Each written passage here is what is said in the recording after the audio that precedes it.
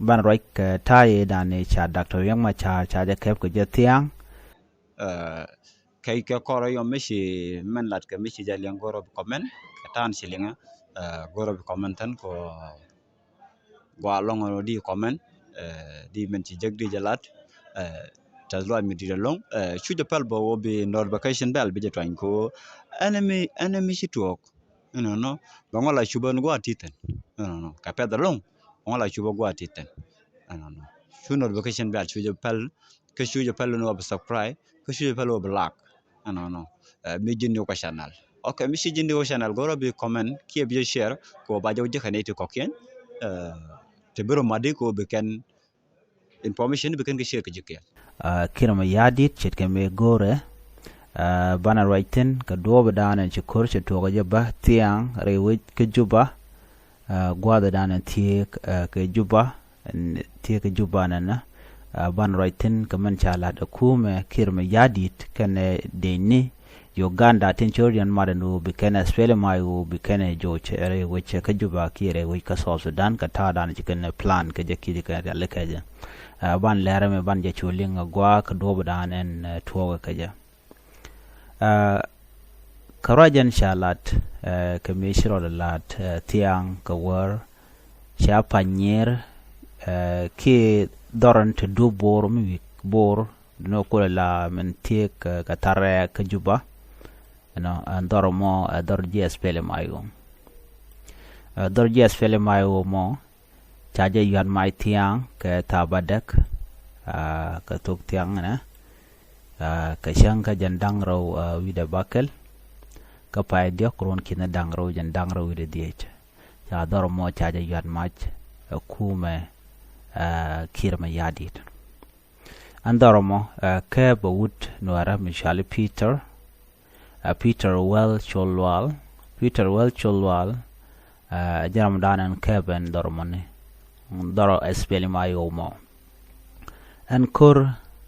en chitwok jen chitwok lo si poinde en kirma yadit chala do ken bok ko dobrana chalat ke jam ken ka bok la kor pin lo won ken ka pin dini Uganda ken dini SSPD abla dini kirma yadit ken itin condensurian mat ka cha espeli mayo cha ka yan match ka panyer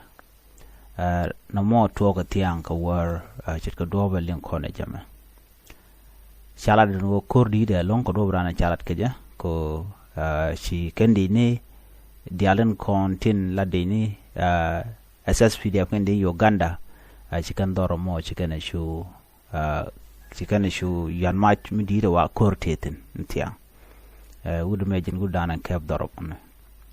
ajen ramadan na man kep doron cha kul mak tiang ka war deni Uganda ken deni kirma yadit ni ka jen gwasa mo tiang ka war me cha dorin cha yan match cho tuogo no cha Dr. Yang ma char chwaje wi yen dora deni kirma yadit SSPDF ki jina na security chika bandar Dr. Yang ma char ka mai tidit kana torbele ken ka shukan ching shukan gol shukan warga kam Dr. Yang ma char mi cha gor no jin baji yen doru ka bane dial konti doru ba ko wuch ka do brana chalat ka ja chane dial tinde dore shet ke politician ni tinde dore ki official de kon la official men ni tin kontin la jicheng ken dial chwa ka lat chala do cha ka tuk cheng ne thiang ka do brana chalat ka ja chaga jogo no jana sha ya gor sheng an gwasame alo chi chiang cha chiang bej an winami ando Dr. Yang ma char jen la te ke kamran tin kontin gwi ka dora kamran konen gwi ka mete mi chora lad be ka record kan kamran todon kan dial cha ka lun de ni kirma yadit chikan kamran dial kon la chiang la jakula gwich ko mete malat ka chang ba janen ne ngum lero kamran de tone ken kontin kwa ne ji ter kwa la jako bi ko dwal ko dong de kan Dr. Yang ma char let ka mi je ko ku kante dial konte lat ko din active ni lat ko din dore nene ke chang cha yen je kum ne ka gwase dan ke sha deploy ni de nyu da dien re duare la ken to don dia la kan ka record ba tin dia la ro ren ba ka kwich no mi te mi jam sha la da kir ma yadi te de win mon dere janga cha ken kamran dia la to kan dia cha ka lun ke cha ka ga kir ma yadi te en kir ma yadi che me gor loy de je je gan tama me dane gor no de let ka Dr. Machar gor je no de Dr. Machar de janak dere je torture ke en me gor mo de let ka je sheman gor che je freely tama no ban te tino dong de kana nang ke de kana ngwan kwai ke mi changach dong de kana torture tin ke de kana o mo kerекtin no teram ngaje ko tama chen karwa de jaram danan cha yen chane dial cha ka tukchang so mu to na chang ngwe yana mono de to so na me kel mi bej mi shala da kirma yadi tan tama na me mat kirma yadi kana nuara konte la nuara politician tin content te kwija kirma yadi ke madien kel mugo kon ben ka reality alan nuara kon dial konen kel ke kirma yadi gwi kana no dong bi kana safe mite ka michi to ka Dr. Yang Machar dong gwi rana no dera safe men ba kula ngach telegram la safe mite michi to ka Dr. Yang Machar na mo ngai kon diala aywa Dr. Yang Machar jana kwar midit kwar mo gore mal kud salba ke mi yadit ko jele lok gwi jano ba je wuch wi ko am ka gore jano dera te wi ko am che jan pona gore be te wi ko am ba goro de jang ke dinka kane de kon tinde te wi ko am na mo am gore kirma yadit jan mo ko ti te gwi kon ka ti te nyo de gwano teleman mo gore ko medan me tan kamal te ka de chalat pin Yang Machar chawre wich ka juba ka lwangde nanga na jere ka juba no nanga jere ka juba ke kwa force ne je ji international community mi shide men to ko dong de jalok ko jin mi jin kwar mi din mi chaje force ne den content kwa mala mon lat ka sheluk la ngai ka no tele mal bepen ka la ja guru no chaje bile no ko dong de mala mo de jalat ajene kwaila force ke jeno jin wore wi ke juba nanga jaga tet chawo karwada so kane te to katin dundo cha gain winat ko ngode international community ngode tele michigan na gorno de kana ladan tama but murai kon ke reality ki man la to kanta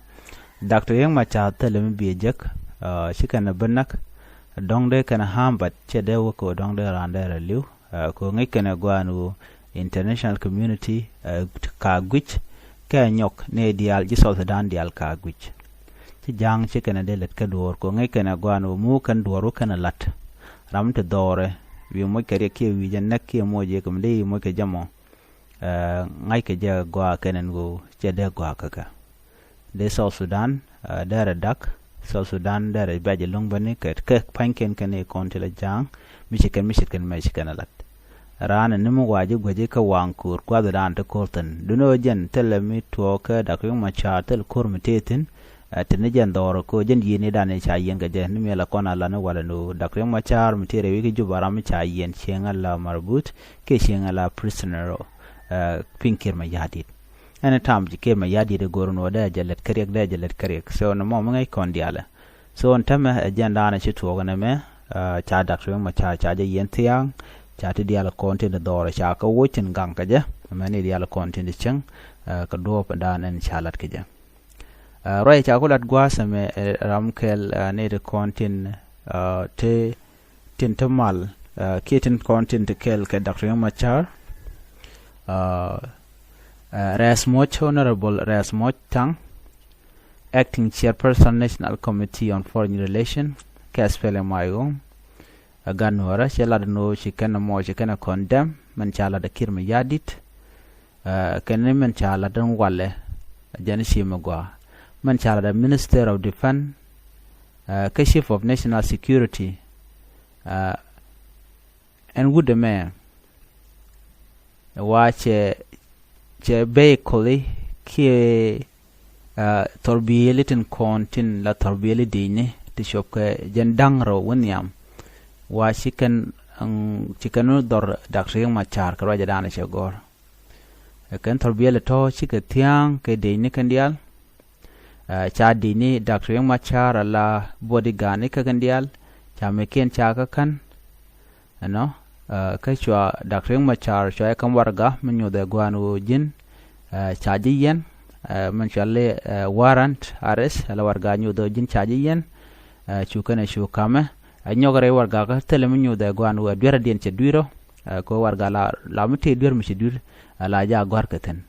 bad na mo ke leo kana kon lat na so na me ajena danen chalat ka do danen chalat ke jam so yen gore de nyaa yekel na me ban ler content be ban kele link gwasan be biata kamal show notification bell chuje pel ke chuje pel no subscribe ke chuje pel no like no mi jinni ko channel okay mi si jinni ko channel goro bi comment ki bi share ko ba jaw jekane